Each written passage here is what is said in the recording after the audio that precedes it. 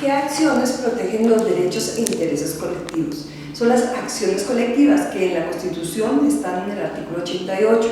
También se desarrollan o se reglamentan a través de la Ley 472 de 1998. Esas acciones colectivas se dividen en dos: las acciones de grupo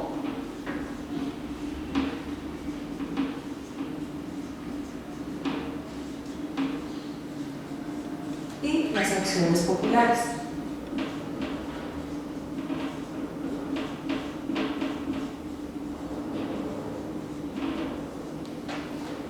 Ambos tipos de acciones se encuentran en la Ley 472 del 98.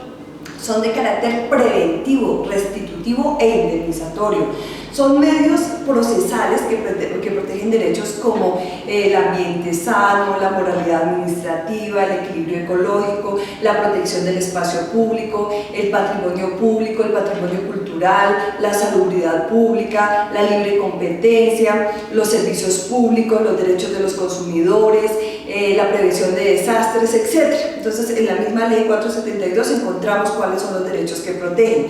¿Qué diferencias hay entre estas dos acciones? Entonces, las acciones de grupo, empezando por ellas, son interpuestas por un número plural de personas. ¿Cuántas personas? En las acciones del grupo deben haber 20 personas. Entonces, mínimo 20 personas las que las interponen. Se necesita abogado, entonces puede ser uno o varios abogados, pues lo mejor sería que fuese un abogado. Estas personas reúnen unas condiciones uniformes respecto a un daño que le fue causado, entonces frente a unos mismos hechos, y que debe ser resarcido, que debe ser reparado, y esto configura una responsabilidad. Si lo hicieran individualmente podría ser muy largo, costoso entonces el proceso, mientras con las acciones populares y de grupo es muchísimo más rápido, mucho más ágil. Entonces, como les decía, se necesita abogado. En las acciones populares no se necesita abogado. Acá, entonces, necesitan un abogado, son muy rápidas. Acá no se necesita abogado. Y la puede interponer cualquier persona.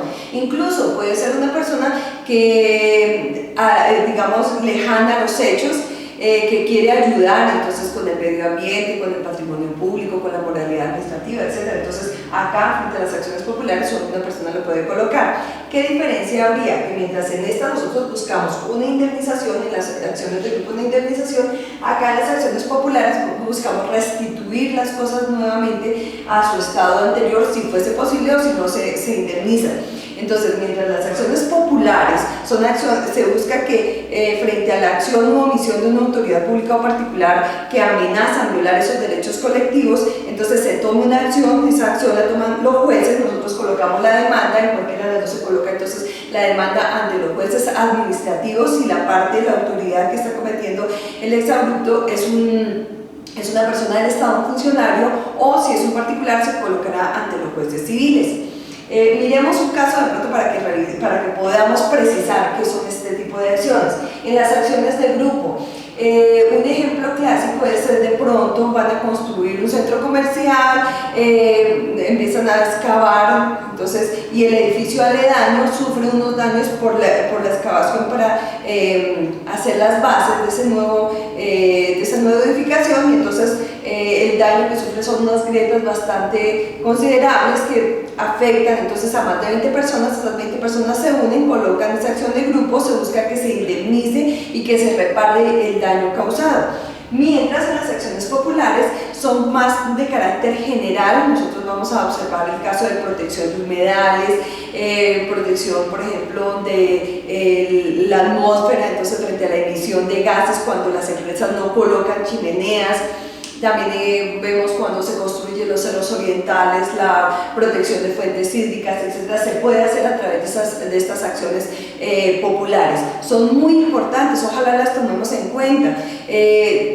Por su desconocimiento, entonces se vulneran este tipo de derechos que en este momento son tan vitales para nosotros en momentos como el actual, en el cual el agua entonces es una fuente vital que se está perdiendo y que necesitamos recuperar.